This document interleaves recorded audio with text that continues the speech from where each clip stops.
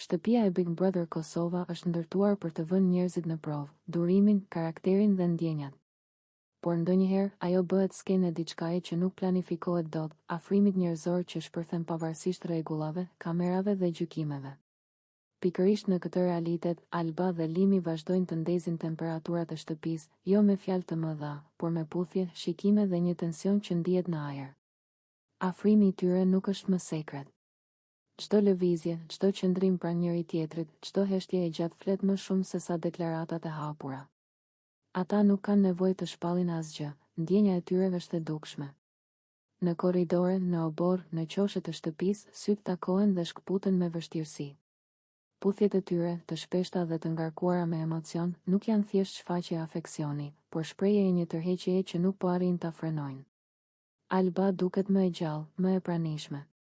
Pas ditëve të vështira dhe pasigurive, ajo gjen të Limi një ndjenjë sigurie dhe dëshire që i rikthen energjinë. Në mënyrën se si e shikon, në mënyrën se si afrohet, ndjehet një pasion që nuk kërkon leje.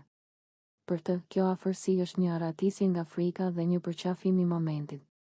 Limi, nga ana tjetër, duket sikur ka hequr mburojat. Ai nuk fshihet më pas paqartësive apo vendimeve të lëkundura. Kur është pranë Albës, ai është i drejtë për drejtë, i fokusuar, i dorëzuar ndaj ndjenjës.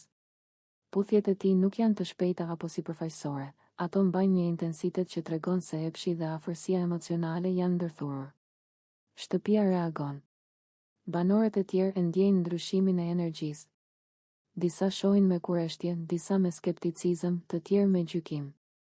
Por Alba dhe Limi duket se nuk ndalen. Jo sepse duan vëmendje, por sepse ndjenja e tyre ka kaluar pikën ku frika e mendimit të tjetrit ka peshë. Kur janë bashkë, bota përreth zbehet.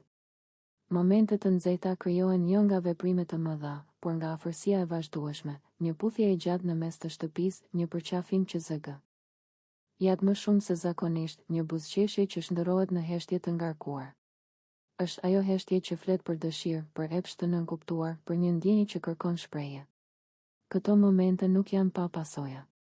Çdo afrim i tyre kthehet në temë diskutimi, çdo puthje interpretohet. Por ata vazhdojnë. Sepse për ta, kjo nuk është strategji, por reagim i natyrshëm. Është zgjedhja për të jetuar ndjenjën në moment, edhe nëse ajo ndes debatet dhe rrit presionin. Në netët e gjata, kur shtëpia qetësohet dhe zërat ulen, tensioni mes tyre ndihet edhe më fort. Afërsia bëhet më intime, puthjet më të ngadalta, shikimet më të thella. Nuk ka nevojë për fjalë. Trupi flet, emocionet udhëheqin dhe kufit mes miqësisë dhe pasionit janë tashmë të shkrirë. Kjo histori mes Albës dhe Limit nuk është thjesht për momente të nxehta. Është për mënyrën se si ndjenjat rriten në një ambient që nuk i fal.